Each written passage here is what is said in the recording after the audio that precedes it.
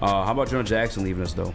And how do you want to address that moving forward? Do you think the Detroit Lions should acquire a guy? The Detroit Lions should draft a left guard and start him day one.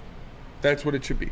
You should use one of your first picks, the first 4 picks you got in the first 3 rounds, to grab a left guard that starts day one.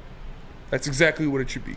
I've talked about Cooper Beebe a lot. I love Cooper Beebe, and you could get him in the 2nd or 3rd possibly round. That would be my ideal choice. But if you get Graham Barton in the 1st round, I'm not mad at it. If you get McKinstry or the dude from Frazier, if you get Frazier in the 1st round, I'm not mad at it. This is a piece that it's a plug-and-play spot at left guard, and I don't have the confidence of my other brother from another mother on the Detroit Lions, Colby Sorsdale, or Yodi, filling that left guard spot on a Super Bowl run. So I think you go out, you get one high in the draft, and that's your guy for the next 4 to 5 years. So I did a stream with Dose of Dion yesterday. We went live on his channel, shout out, and we kind of had this discussion. And it opened my eyes too, because I was totally down with like grabbing the rookie, plug and play, bam. But then we were talking, and this is a really complicated run scheme.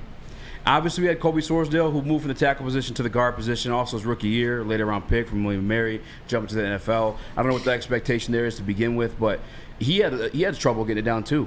And he to the point where they just kind of like gave up on him in midseason unless they absolutely needed him. Yeah. That's where he saw like reps for the Detroit Lions.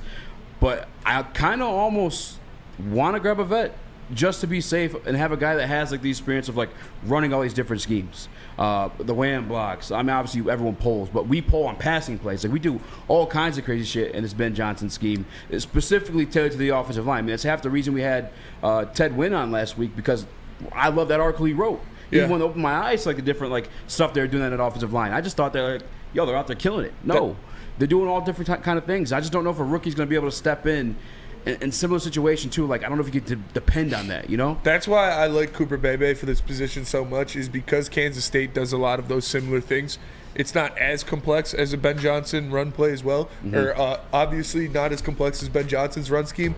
But they do a lot of pulling. They move him around a lot. They do a lot of wham blocks. They do blocks where he's like starts at his left guard position, or he starts at left tackle and then motions over to the other side. Yeah. He does a lot of things where they move him around the offensive line. So I think he would have an easier job picking up a complicated run scheme with a lot of moving parts in it than some of the other guys.